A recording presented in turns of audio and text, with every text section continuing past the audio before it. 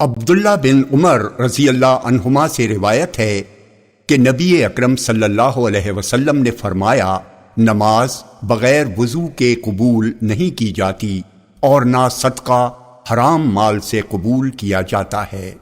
جامع ترمذی حدیث نمبر 1۔ یہ حدیث صحیح ہے۔ ابو ہریرہ رضی اللہ عنہ کہتے ہیں کہ رسول اللہ صلی اللہ علیہ وسلم نے فرمایا، جب مسلمان یا مومن بندہ وضو کرتا اور اپنا چہرہ دھوتا ہے تو پانی کے ساتھ یا پانی کے آخری قطرے کے ساتھ اس کے چہرے سے وہ تمام گناہ جھڑ جاتے ہیں جو اس کی آنکھوں نے کیے تھے، یا اسی طرح کی کوئی اور بات فرمائی۔ پھر جب وہ اپنے ہاتھوں کو دھوتا ہے تو پانی کے ساتھ یا پانی کے آخری قطرے کے ساتھ وہ تمام گناہ جھڑ جاتے ہیں جو اس کے ہاتھوں سے ہوئے ہیں، یہاں تک کہ وہ گناہوں سے پاک و صاف ہو کر نکلتا ہے۔ جامع ترمذی حدیث نمبر 2۔ یہ حدیث صحیح ہے۔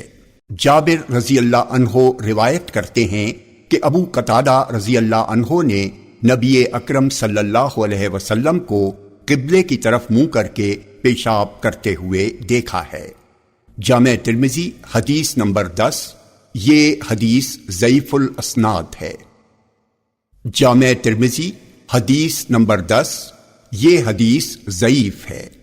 عبداللہ بن عمر رضی اللہ عنہما کہتے ہیں کہ ایک روز میں اپنی بہن حفصہ رضی اللہ عنہا کے گھر کی چھت پر چڑھا تو نبی اکرم صلی اللہ علیہ وسلم کو دیکھا کہ آپ شام کی طرف منہ اور کعبے کی طرف پیٹھ کر کے قضائے حاجت فرما رہے ہیں۔ جامع ترمذی حدیث نمبر 11۔ یہ حدیث صحیح ہے۔ ام المومنین عائشہ رضی اللہ عنہا کہتی ہیں کہ جو تم سے یہ کہے کہ نبی اکرم صلی اللہ علیہ وسلم کھڑے ہو کر پیشاب کرتے تھے تو تم اس کی تصدیق نہ کرنا، آپ بیٹھ کر ہی پیشاب کرتے تھے۔ جامع ترمذی حدیث نمبر 12۔ یہ حدیث صحیح ہے۔ حذیفہ بن یمان رضی اللہ عنہ کہتے ہیں کہ نبی اکرم صلی اللہ علیہ وسلم کا گزر ایک قوم کے کوڑے کرکٹ کے ڈھیر پر سے ہوا تو آپ نے اس پر کھڑے ہو کر پیشاب کیا۔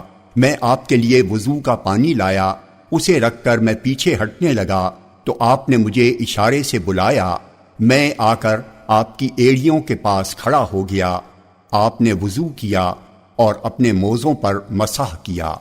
جامع ترمذی حدیث نمبر 13۔ یہ حدیث صحیح ہے۔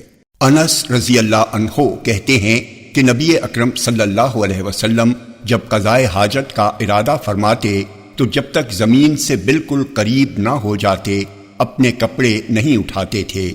دوسری سند میں اعمش سے روایت ہے، ابن عمر رضی اللہ عنہما کہتے ہیں کہ نبی اکرم صلی اللہ علیہ وسلم جب قضائے حاجت کا ارادہ فرماتے کپڑے جب تک زمین سے قریب نہیں ہو جاتے نہیں اٹھاتے تھے۔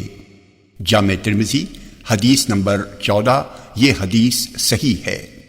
ابو قتادہ حارث بن ربیع انصاری رضی اللہ عنہ کہتے ہیں کہ نبی اکرم صلی اللہ علیہ وسلم نے اس بات سے منع فرمایا ہے کہ آدمی اپنے داہنے ہاتھ سے اپنا عضو تناسل چھوئے۔ جامع ترمذی حدیث نمبر 15۔ یہ حدیث صحیح ہے۔